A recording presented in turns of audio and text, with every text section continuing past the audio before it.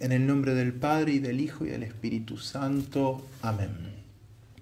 Queridos amigos, antes de comenzar con las meditaciones que hemos preparado sobre Cristo Rey, quisiera simplemente ofrecerles la lectura de la carta encíclica Quas Primas del Sumo Pontífice Pío XI sobre la fiesta de Cristo Rey. Este año, el 11 de diciembre, más concretamente, se cumplen 100 años de la publicación de esta encíclica, con la cual el Papa instituyó para toda la Iglesia la fiesta de Cristo Rey. En esta carta encíclica leemos: en la primera encíclica, escribe el Santo Padre, que al comenzar nuestro pontificado enviamos a todos los obispos del orbe católico, analizábamos las causas supremas de las calamidades que veíamos abrumar y afligir al género humano. Y en ella proclamamos claramente no sólo que este cúmulo de males había invadido la tierra, porque la mayoría de los hombres se habían alejado de Jesucristo y de su ley santísima, así en su vida y costumbres, como en la familia y en la gobernación del Estado, sino también que nunca resplandecería una esperanza cierta de paz verdadera entre los pueblos, mientras los individuos y las naciones negasen y rechazasen el imperio de nuestro Salvador. Por lo cual, no solo exhortamos entonces a buscar la paz de Cristo en el reino de Cristo, sino que además prometimos que para dicho fin haríamos todo cuanto posible nos fuese. En el reino de Cristo, dijimos, pues estábamos persuadidos de que no hay medio más eficaz para restablecer y vigorizar la paz que procurar la restauración del reinado de Jesucristo. Entretanto, no dejó de infundirnos sólida esperanza de tiempos mejores la favorable actitud de los pueblos hacia Cristo y su Iglesia, única que puede salvarlos. Actitud nueva en unos, reavivada en otros, de donde podía colegiarse que muchos que hasta entonces habían estado como desterrados del reino del Redentor, por haber despreciado su soberanía, se preparaban felizmente y hasta se daban prisa en volver a sus deberes de obediencia. Y todo cuanto ha acontecido en el transcurso del año santo, digno todo de perpetua memoria y recordación, ¿acaso no ha redundado en indecible honra y gloria del fundador de la Iglesia, Señor y Rey Supremo? Porque maravilla es cuanto ha conmovido a las almas la exposición misional, que ofreció a todos el conocer bien ora el infatigable esfuerzo de la Iglesia en dilatar cada vez más el reino de su esposo por todos los continentes e islas, aun de estas, las de mares los más remotos, ora el crecido número de regiones conquistadas para la fe católica por la sangre y los sudores de esforzadísimos e invictos misioneros, ora también las vastas regiones que todavía quedan por someter a la suave y salvadora soberanía de nuestro Rey. Además, cuantos en tan grandes multitudes durante el año santo han venido de todas partes a Roma, guiados por sus obispos y sacerdotes, ¿qué otro propósito han traído sino postrarse con sus almas purificadas ante el sepulcro de los apóstoles y visitarnos a nos para proclamar que viven y vivirán sujetos a la soberanía de Jesucristo? Como una nueva luz ha parecido también resplandecer este reinado de nuestro Salvador, cuando nos mismo después de comprobar los extraordinarios méritos y virtudes de 6 vírgenes y confesores, los hemos elevado al honor de los altares. Oh, cuánto gozo y cuánto consuelo embargó nuestra alma, cuando después de promulgados por nos los decretos de canonización, una inmensa muchedumbre de fieles, henchida de gratitud, cantó el Tu Rex Gloriae Christe en el majestuoso templo de San Pedro. Y así, mientras los hombres y las naciones alejados de Dios corren a la ruina y a la muerte por entre incendios de odios y luchas fratricidas, la Iglesia de Dios, sin dejar nunca de ofrecer a los hombres el sustento espiritual, engendra y forma nuevas generaciones de santos y de santas para Cristo, el cual no cesa de levantar hasta la eterna bienaventuranza del reino celestial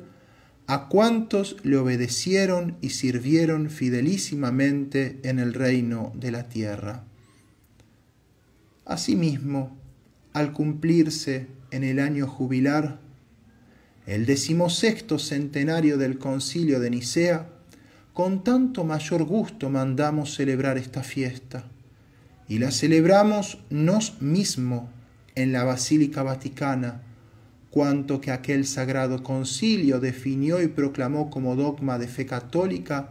la consustancialidad del Hijo unigénito con el Padre, además de que, al incluir las palabras cuyo reino no tendrá fin en su símbolo o fórmula de fe,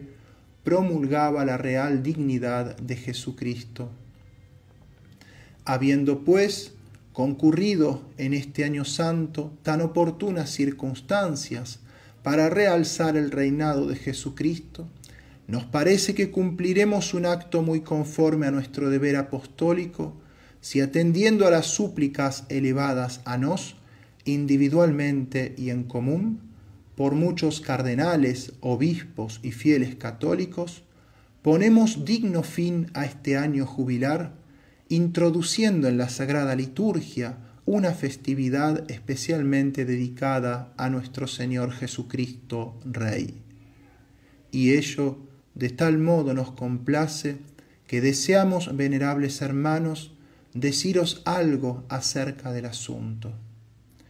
A vosotros toca acomodar después a la inteligencia del pueblo cuánto os vamos a decir sobre el culto de Cristo Rey. De esta suerte, la solemnidad nuevamente instituida producirá en adelante y ya desde el primer momento los más variados frutos. La realeza de Cristo. Ha sido costumbre muy general y antigua llamar Rey a Jesucristo, en sentido metafórico, a causa del supremo grado de excelencia que posee y que le encumbra entre todas las cosas creadas. Así se dice que reina en las inteligencias de los hombres, no tanto por el sublime y altísimo grado de su ciencia, cuanto porque Él es la verdad y porque los hombres necesitan beber de Él y recibir obedientemente la verdad. Se dice también que reina en las voluntades de los hombres, no sólo porque en él la voluntad humana está entera y perfectamente sometida a la santa voluntad divina, sino también porque con sus mociones e inspiraciones influye en nuestra libre voluntad y la enciende en nobilísimos propósitos. Finalmente, se dice con verdad que Cristo reina en los corazones de los hombres, porque con su supereminente caridad y con su mansedumbre y benignidad se hace amar por las almas de manera que jamás nadie, entre todos los nacidos, ha sido ni será nunca tan amado como Cristo Jesús. Mas, entrando ahora de lleno en el asunto, es evidente que también en sentido propio y estricto le pertenece a Jesucristo como hombre el título y la potestad de Rey. Pues, Solo en cuanto hombre se dice de él que recibió del Padre la potestad, el honor y el reino. Porque como verbo de Dios, cuya sustancia es idéntica a la del Padre, no puede menos de tener común con él lo que es propio de la divinidad, y por tanto poseer también como el Padre el mismo imperio supremo y absolutísimo sobre todas las criaturas. Que Cristo es Rey, lo dicen a cada paso las Sagradas Escrituras. Así le llaman el dominador que ha de nacer de la estirpe de Jacob, el que por el Padre ha sido constituido Rey sobre el monte santo de Sión, y recibirá las gentes en herencia y en posesión los confines de la tierra. El salmo nupcial, donde bajo la imagen y representación de un rey muy opulento y muy poderoso, se celebraba al que había de ser verdadero rey de Israel, contiene estas frases: el trono tuyo, oh Dios, permanece por los siglos de los siglos. El cetro de su reino es cetro de rectitud. Y omitiendo otros muchos textos semejantes, en otro lugar, como para dibujar mejor los caracteres de Cristo, se predice que su reino no tendrá límites y estará enriquecido con los dones de la justicia y de la paz. Florecerá en sus días la justicia y la abundancia de paz, y dominará de un mar a otro y desde el uno hasta el otro extremo del orbe de la tierra.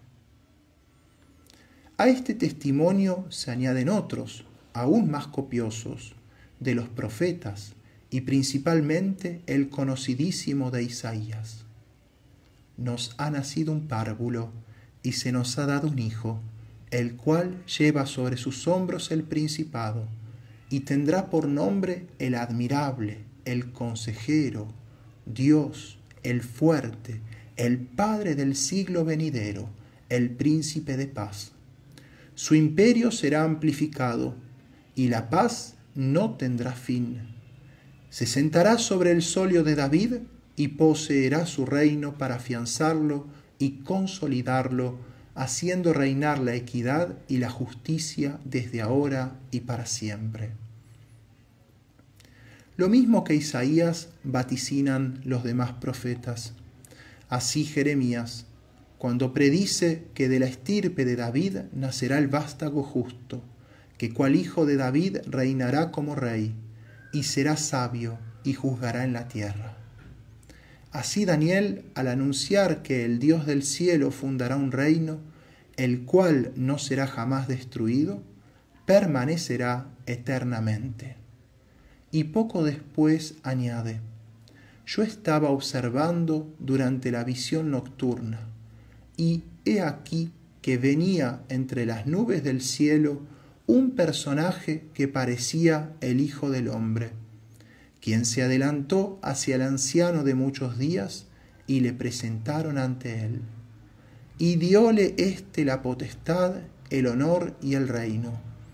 y todos los pueblos, tribus y lenguas le servirán. La potestad suya es potestad eterna, que no le será quitada, y su reino es indestructible. Aquellas palabras de Zacarías, donde predice al rey manso que subiendo sobre una asna y su polino había de entrar en Jerusalén como justo y como salvador,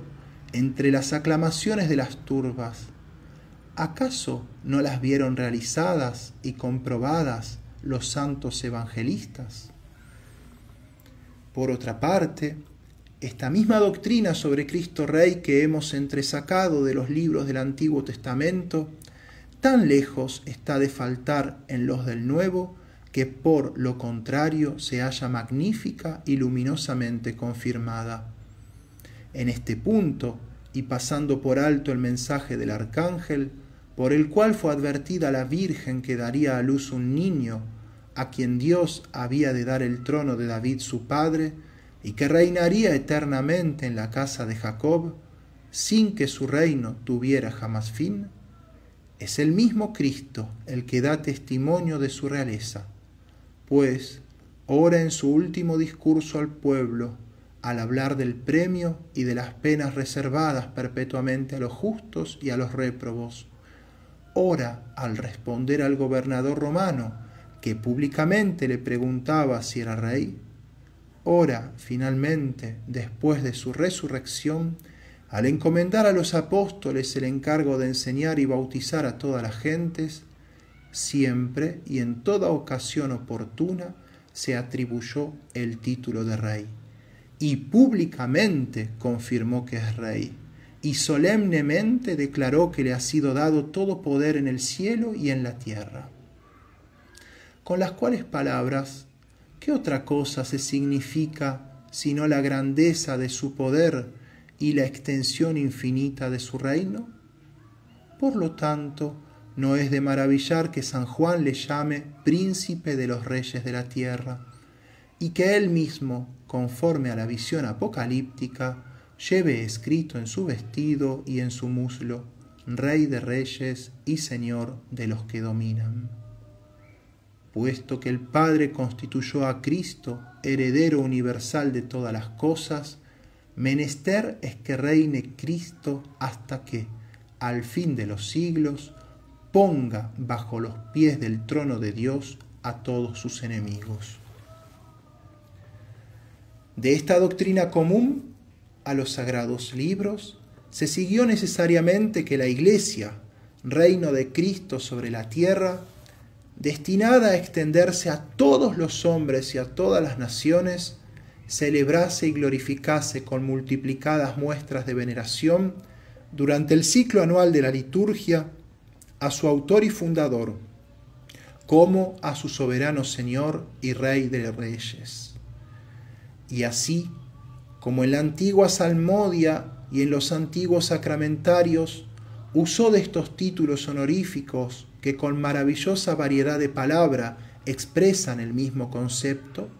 así también los emplea actualmente en los diarios actos de oración y culto a la Divina Majestad y en el santo sacrificio de la misa. En esta perpetua alabanza a Cristo Rey descúbrese fácilmente la armonía tan hermosa entre nuestro rito y el rito oriental, de modo que se ha manifestado también en este caso que la ley de la oración constituye la ley de la creencia. Para mostrar ahora en qué consiste el fundamento de esta dignidad y de este poder de Jesucristo, he aquí lo que escribe muy bien San Cirilo de Alejandría. Posee Cristo soberanía sobre todas las criaturas, no arrancada por fuerza ni quitada a nadie, sino en virtud de su misma esencia y naturaleza. Es decir, que la soberanía o principado de Cristo se funda en la maravillosa unión llamada hipostática,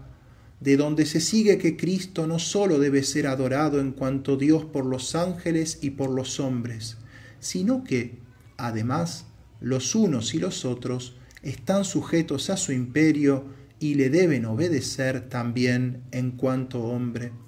de manera que por el solo hecho de la unión hipostática, Cristo tiene potestad sobre todas las criaturas. Pero, además, ¿qué cosa habrá para nosotros más dulce y suave que el pensamiento de que Cristo impera sobre nosotros,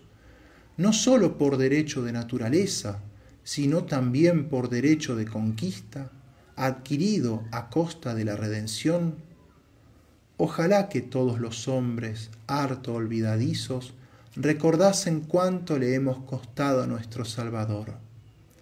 Fuisteis rescatados no con oro o plata, que son cosas perecederas, sino con la sangre preciosa de Cristo, como de Cordero inmaculado y sin tacha. No somos, pues, ya nuestros, puesto que Cristo nos ha comprado por precio grande. Hasta nuestros mismos cuerpos son miembros de Jesucristo. Carácter de la realeza de Cristo. Viniendo ahora a explicar la fuerza y naturaleza de este principado y soberanía de Jesucristo, indicaremos brevemente que contiene una triple potestad, sin la cual apenas se concibe un verdadero y propio principado. Los testimonios aducidos de la Sagrada Escritura acerca del imperio universal de nuestro Redentor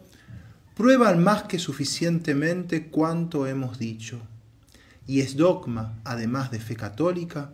que Jesucristo fue dado a los hombres como Redentor, en quien deben confiar, y como legislador a quien deben obedecer. Los santos evangelios no solo narran que Cristo legisló, sino que nos lo presentan legislando. En diferentes circunstancias y con diversas expresiones, dice el Divino Maestro que quienes guarden sus preceptos demostrarán que le aman y permanecerán en su caridad. El mismo Jesús, al responder a los judíos que le acusaban de haber violado el sábado con la maravillosa curación del paralítico, afirma que el Padre le había dado la potestad judicial, porque el Padre no juzga a nadie, sino que todo el poder de juzgar se lo dio al Hijo. En lo cual se comprende también su derecho de premiar y castigar a los hombres, aún durante su vida mortal, porque esto no puede separarse de una forma de juicio. Además, debe atribuirse a Jesucristo la potestad llamada ejecutiva, puesto que es necesario que todos obedezcan a su mandato, potestad que a los rebeldes inflige castigos a los que nadie puede sustraerse. Sin embargo, los textos que hemos citado de la Escritura demuestran evidentísimamente, y el mismo Jesucristo lo confirma con su modo de obrar, que este reino es principalmente espiritual y se refiere a las cosas espirituales. En efecto, en varias ocasiones, cuando los judíos y aun los mismos apóstoles imaginaron erróneamente que el Mesías devolvería la libertad al pueblo y restablecería el reino de Israel, Cristo les quitó y arrancó esta vana imaginación y esperanza. Asimismo, cuando iba a ser proclamado rey por la muchedumbre, que llena de admiración le rodeaba, él rehusó tal título de honor, huyendo y escondiéndose en la soledad. Finalmente, en presencia del gobernador romano, manifestó que su reino no era de este mundo. Este reino se nos muestra en los evangelios con tales caracteres que los hombres, para entrar en él, deben prepararse haciendo penitencia y no pueden entrar sino por la fe y el bautismo, el cual, aunque sea un rito externo, significa y produce la regeneración interior. Este reino únicamente se opone al reino de Satanás y a la potestad de las tinieblas, y exige de sus súbditos no sólo que, despegadas sus almas de las cosas y riquezas terrenas, guarden ordenadas costumbres y tengan hambre y sed de justicia,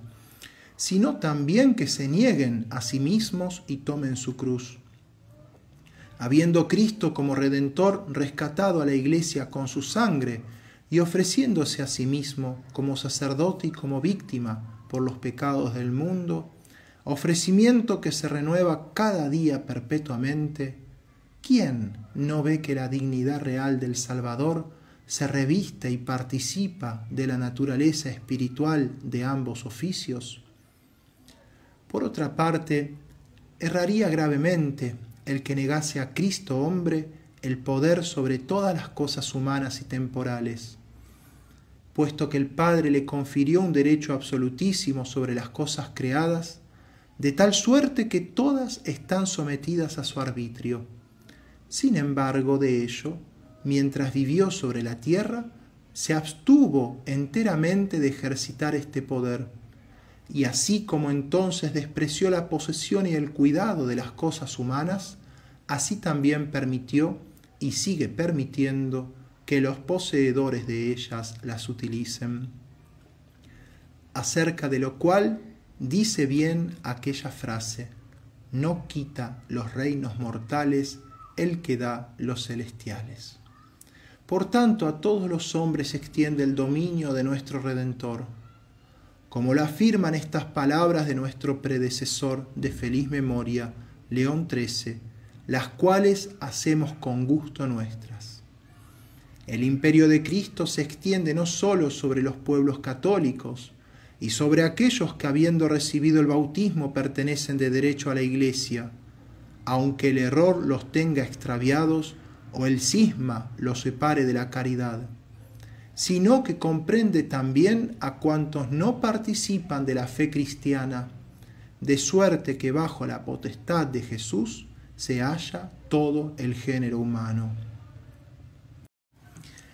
Él es, en efecto, la fuente del bien público y privado. Fuera de Él no hay que buscar la salvación en ningún otro, pues no se ha dado a los hombres otro nombre debajo del cielo por el cual debamos salvarnos. Él es solo quien da la prosperidad y la felicidad verdadera, así a los individuos como a las naciones, porque la felicidad de la nación no procede de distinta fuente que la felicidad de los ciudadanos, pues la nación no es otra cosa que el conjunto concorde de ciudadanos. No se nieguen, pues, los gobernantes de las naciones a dar por sí mismos y por el pueblo públicas muestras de veneración y de obediencia al imperio de Cristo, si quieren conservar incólume su autoridad y hacer la felicidad y la fortuna de su patria. Lo que al comenzar nuestro pontificado escribíamos sobre el gran menoscabo que padecen la autoridad y el poder legítimos, no es menos oportuno y necesario en los presentes tiempos, a saber, desterrados Dios y Jesucristo, lamentábamos de las leyes y de la gobernación de los pueblos, y derivada la autoridad no de Dios, sino de los hombres, ha sucedido que hasta los mismos fundamentos de autoridad han quedado arrancados, una vez suprimida la causa principal de que unos tengan el derecho de mandar y otros la obligación de obedecer. De lo cual no ha podido menos de seguirse una violenta conmoción de toda la humana sociedad, privada de todo apoyo y fundamento sólido. En cambio, si los hombres pública y privadamente reconocen la regia potestad de Cristo, necesariamente vendrán a toda la sociedad civil increíbles beneficios, como justa libertad, tranquilidad y disciplina, paz y concordia. La regia dignidad de nuestro Señor, así como hace sacra en cierto modo la autoridad humana de los jefes y gobernantes del Estado, así también ennoblece los deberes y la obediencia de los súbditos. Por eso el apóstol San Pablo, aunque ordenó a las casadas y a los siervos que reverenciasen a Cristo en la persona de sus maridos y señores, mas también les advirtió que no obedeciesen a éstos como a simples hombres, sino sólo como a representantes de Cristo, porque es indigno de hombres redimidos por Cristo servir a otros hombres. Rescatados habéis sido a gran costa, no queráis haceros siervos de los hombres. Y si los príncipes y los gobernantes legítimamente elegidos se persuaden de que ellos mandan, más que por derecho propio, por mandato y en representación del Rey Divino, a nadie se le ocultará cuán santa y sabiamente habrán de usar de su autoridad, y cuán gran cuenta deberán tener al dar las leyes y exigir su cumplimiento con el bien común y con la dignidad humana de sus inferiores. De aquí se seguirá sin duda el florecimiento estable de la tranquilidad y del orden, suprimida toda causa de sedición, pues, aunque el ciudadano vea en el gobernante o en las demás autoridades públicas a hombres de naturaleza igual a la suya, y aún indignos y vituperables por cualquier cosa,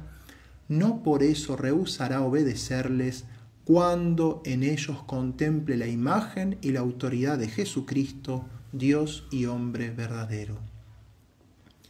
En lo que se refiere a la concordia y a la paz, Es evidente que cuanto más vasto es el reino y con mayor amplitud abraza al género humano, tanto más se arraiga en la conciencia de los hombres el vínculo de fraternidad que los une. Esta convicción, así como aleja y disipa los conflictos frecuentes, así también endulza y disminuye sus amarguras. Y si el reino de Cristo abrazase de hecho a todos los hombres, como los abraza de derecho, ¿por qué no habríamos de esperar aquella paz que el Rey pacífico trajo a la tierra? Aquel Rey que vino para reconciliar todas las cosas, que no vino a que le sirviesen, sino a servir, que siendo el Señor de todos, se hizo a sí mismo ejemplo de humildad y estableció como ley principal esta virtud, unida con el mandato de la caridad, que finalmente dijo: mi yugo es suave y mi carga es ligera. Oh, qué felicidad podríamos gozar si los individuos, las familias y las sociedades se dejaran gobernar por Cristo. Entonces verdaderamente, diremos con las mismas palabras de nuestro predecesor León XIII, dirigidas hace 25 años a todos los obispos del orbe católico, entonces se podrán curar tantas heridas. Todo derecho recobrará su vigor antiguo, volverán los bienes de la paz, caerán de las manos las espadas y las armas, cuando todos acepten de buena voluntad el imperio de Cristo, cuando le obedezcan, cuando toda lengua proclame que nuestro Señor Jesucristo está en la gloria de Dios Padre. Ahora bien, para que estos inapreciables provechos se recojan más abundantes y vivan estables en la sociedad cristiana, necesario es que se propague lo más posible el conocimiento de la regia dignidad de nuestro Salvador, para lo cual nada será más eficaz que instituir la festividad propia y peculiar de Cristo Rey. Porque para instruir al pueblo en las cosas de la fe y atraerle por medio de ellas a los íntimos goces del Espíritu, mucho más eficacia tienen las fiestas anuales de los sagrados misterios que cualesquiera enseñanzas, por autorizadas que sean, del eclesiástico magisterio. Estas sólo son conocidas, las más veces, por unos pocos fieles, más instruidos que los demás. Aquellas impresionan e instruyen a todos los fieles. Estas, digámoslo así, hablan una sola vez, aquellas cada año y perpetuamente. Estas penetran en las inteligencias, a los corazones, al hombre entero. Además, como el hombre consta de alma y cuerpo, de tal manera le habrán de conmover necesariamente las solemnidades externas de los días festivos, que por la variedad y hermosura de los actos litúrgicos aprenderá mejor las divinas doctrinas y convirtiéndolas en su propio jugo y sangre aprovechará mucho más en la vida espiritual. Por otra parte, los documentos históricos demuestran que estas festividades fueron instituidas una tras otra en el transcurso de los siglos, conforme lo iban pidiendo la necesidad y utilidad del pueblo cristiano. Esto es, cuando hacía falta robustecerlo contra un peligro común, o defenderlo contra los insidiosos errores de la herejía, o animarlo y encenderlo con mayor frecuencia para que conociese y venerase con mayor devoción algún misterio de la fe o algún beneficio de la divina bondad. Así, desde los primeros siglos del cristianismo, cuando los fieles eran acervísimamente perseguidos,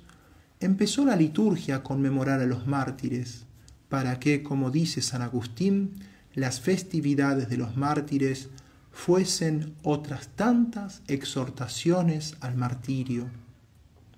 Más tarde los honores litúrgicos concedidos a los santos confesores, vírgenes y viudas sirvieron maravillosamente para reavivar en los fieles el amor a las virtudes, tan necesario aún en tiempos pacíficos. sobre todo las festividades instituidas en honor a la Santísima Virgen, contribuyeron sin duda a que el pueblo cristiano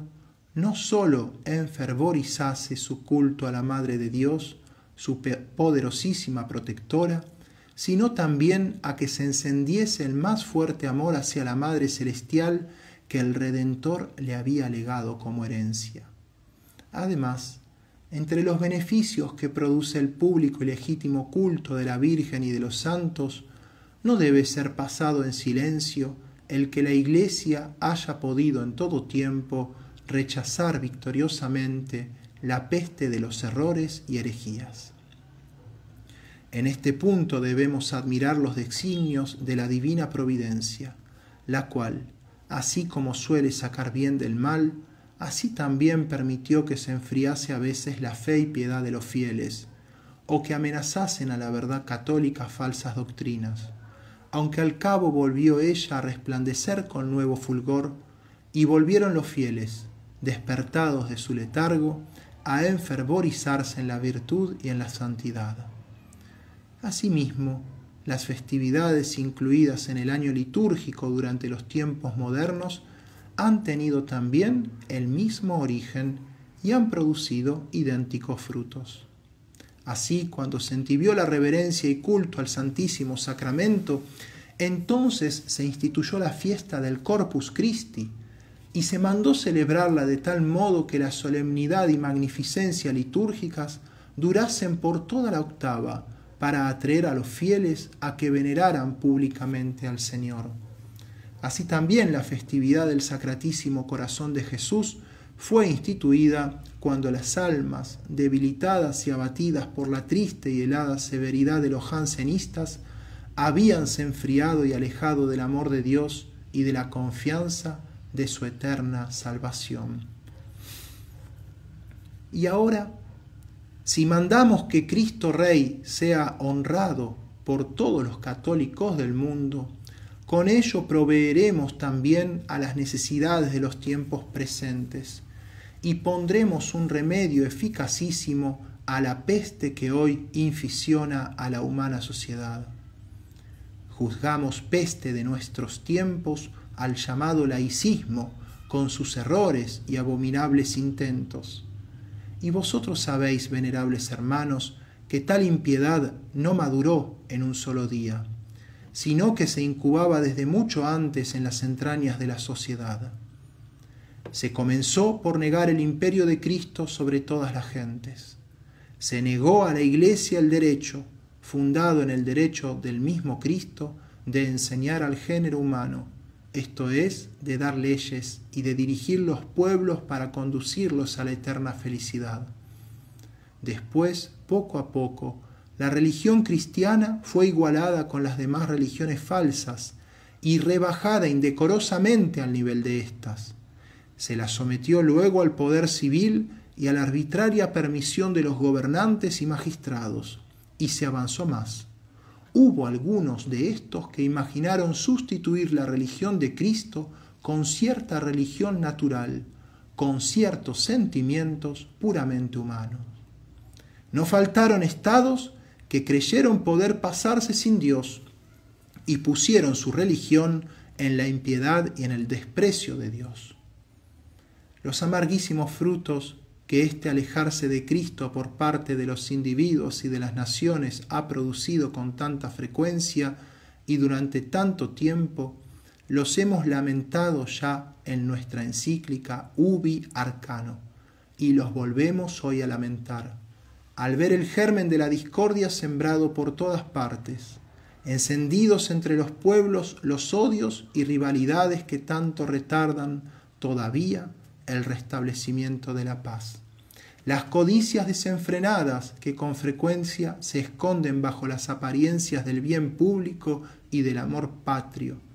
y brotando de todo esto las discordias civiles, junto con un ciego y desatado egoísmo, solo atento a sus particulares provechos y comodidades, y midiéndolo todo por ellas. Destruida de raíz la paz doméstica por el olvido y la relajación de los deberes familiares, rota la unión y la estabilidad de las familias, y en fin, sacudida y empujada a la muerte la humana sociedad. Nos anima, sin embargo, la dulce esperanza de que la fiesta anual de Cristo Rey, que se celebrará enseguida, impulse felizmente a la sociedad a volverse a nuestro amadísimo Salvador. Preparar y acelerar esta vuelta con la acción y con la obra sería ciertamente deber de los católicos, pero muchos de ellos parece que no tienen en la llamada convivencia social ni el puesto ni la autoridad que es indigno le falten a los que llevan delante de sí la antorcha de la verdad. Estas desventajas quizá procedan de la apatía y timidez de los buenos, que se abstienen de luchar o resisten débilmente, con lo cual es fuerza que los adversarios de la Iglesia cobren mayor temeridad y audacia. Pero si los fieles todos comprenden que deben militar con infatigable esfuerzo bajo la bandera de Cristo Rey, entonces, inflamándose en el fuego del apostolado, se dedicarán a llevar a Dios de nuevo los rebeldes e ignorantes, y trabajarán animosos por mantener incólumes los derechos del Señor. Además, para condenar y reparar de alguna manera esta pública apostasía producida con tanto daño de la sociedad por el laicismo, ¿no parece que debe ayudar grandemente la celebración anual de la fiesta de Cristo Rey entre todas las gentes? En verdad, cuanto más se oprime con indigno silencio el nombre suavísimo de nuestro Redentor, en las reuniones internacionales y en los parlamentos, tanto más alto hay que gritarlo y con mayor publicidad hay que afirmar los derechos de su real dignidad y potestad. ¿Y quién no echa de ver que ya desde fines del siglo pasado se preparaba maravillosamente el camino a la institución de esta festividad? Nadie ignora cuán sabia y elocuentemente fue defendido este culto en numerosos libros publicados en gran variedad de lenguas y por todas partes del mundo, y asimismo que el imperio y soberanía de Cristo fue reconocido con la piadosa práctica de dedicar y consagrar casi innumerables familias al Sacratísimo Corazón de Jesús. Y no solamente se consagraron las familias, sino también ciudades y naciones. Más aún, por iniciativa y deseo de León XIII, fue consagrado al Divino Corazón todo el género humano durante el año santo de 1900. No se debe pasar en silencio que para confirmar solemnemente esta soberanía de Cristo sobre la sociedad humana, sirvieron de maravillosa manera los frecuentísimos congresos eucarísticos que suelen celebrarse en nuestros tiempos, y cuyo fin es convocar a los fieles de cada una de las diócesis, regiones, naciones y aún del mundo todo,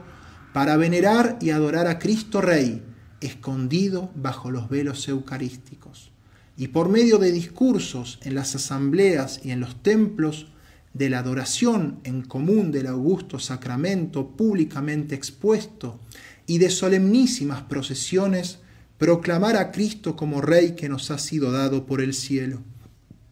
Bien y con razón, podría decirse que el pueblo cristiano, movido como por una inspiración divina, sacando del silencio y como escondrijo de los templos a aquel mismo Jesús, a quien los impíos cuando vino al mundo no quisieron recibir, y llevándole como un triunfador por las vías públicas, quiere restablecerlo en todos sus reales derechos.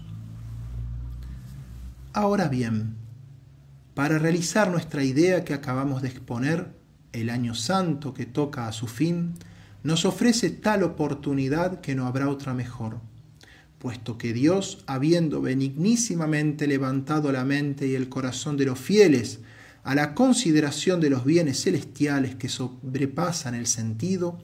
les ha devuelto el don de su gracia, o los ha confirmado en el camino recto, dándoles nuevos estímulos para emular mejores carismas.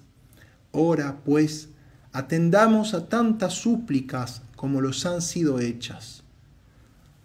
Ahora consideremos los acontecimientos del año santo. En verdad que sobran motivos para convencernos de que por fin ha llegado el día tan vehementemente deseado en que anunciamos que se debe honrar con fiesta propia y especial a Cristo como Rey de todo el género humano. Porque en este año, como dijimos al principio,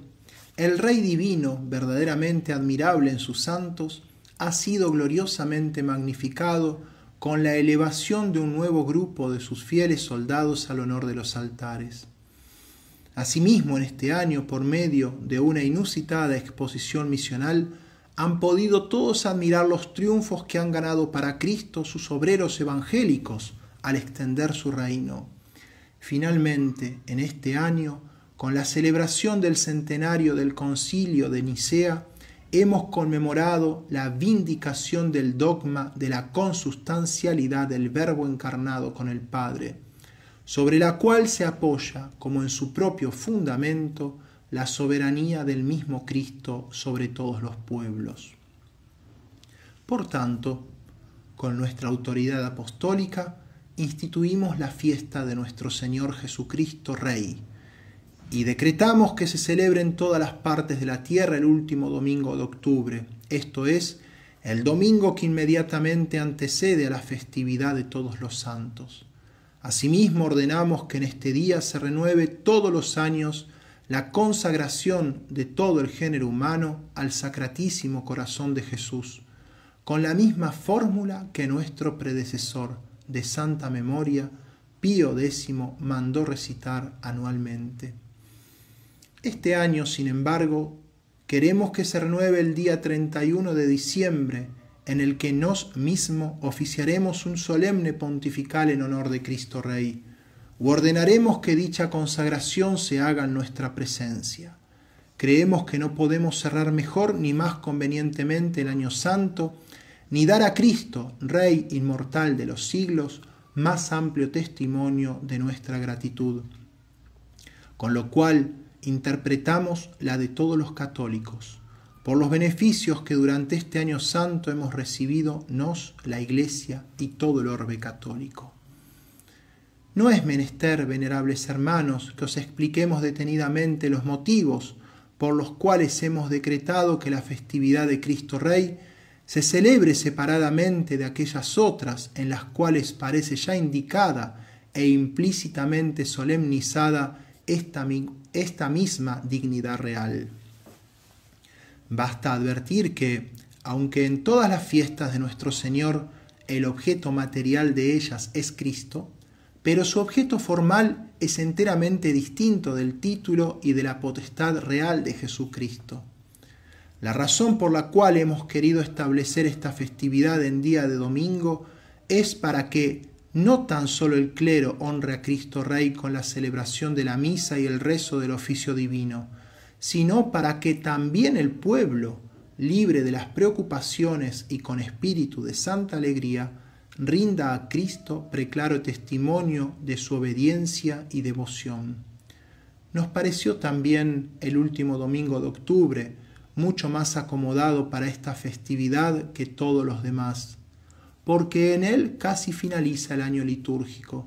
pues así sucederá que los misterios de la vida de Cristo, conmemorados en el transcurso del año, terminen y reciban coronamiento en esta solemnidad de Cristo Rey. Y antes de celebrar la gloria de todos los santos, se celebrará y se exaltará la gloria de aquel que triunfa en todos los santos y elegidos.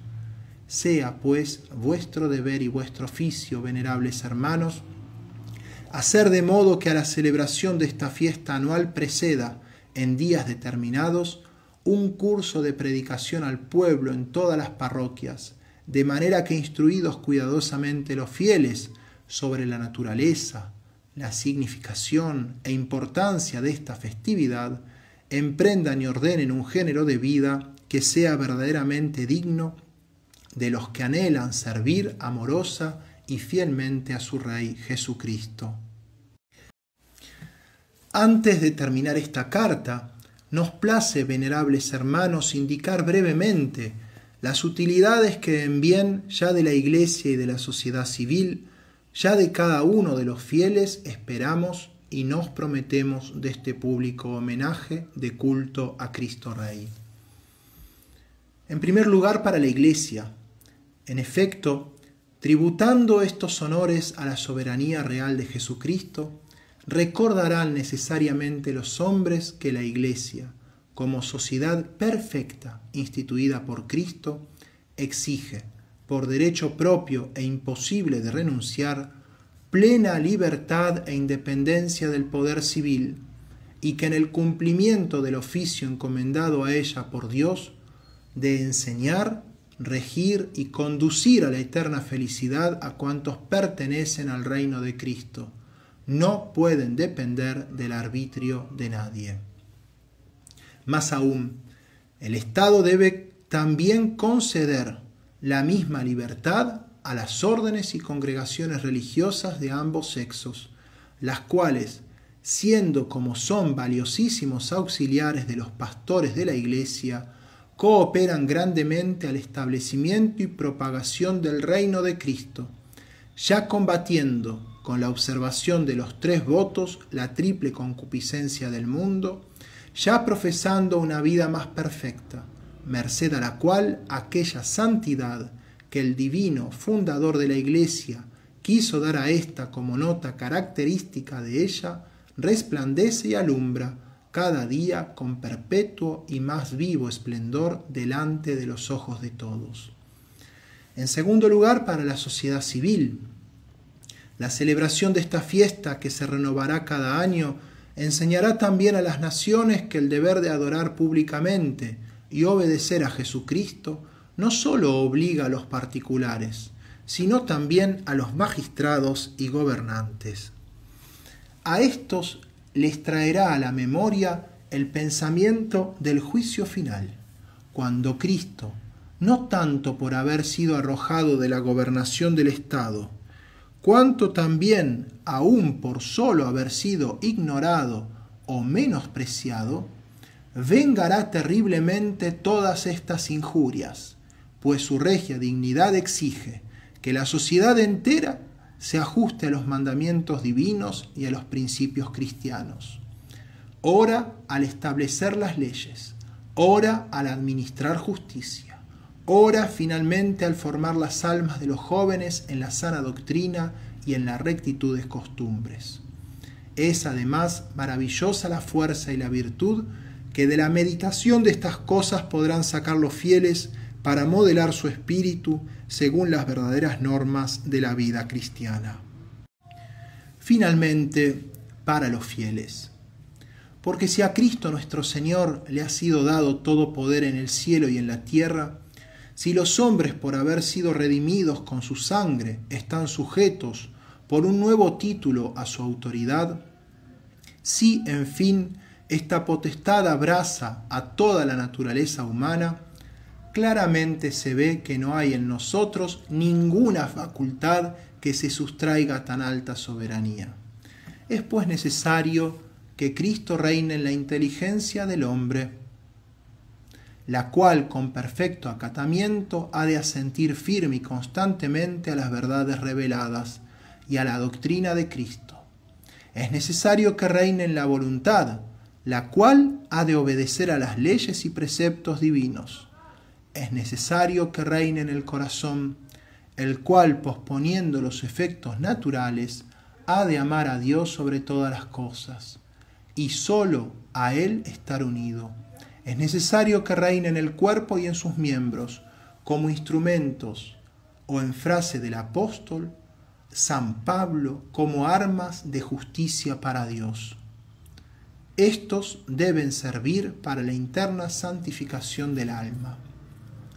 Todo lo cual, si se propone a la meditación y profunda consideración de los fieles, no hay duda que éstos se inclinarán más fácilmente a la perfección. Haga el Señor, venerables hermanos, termina escribiendo el Santo Padre Pío XI,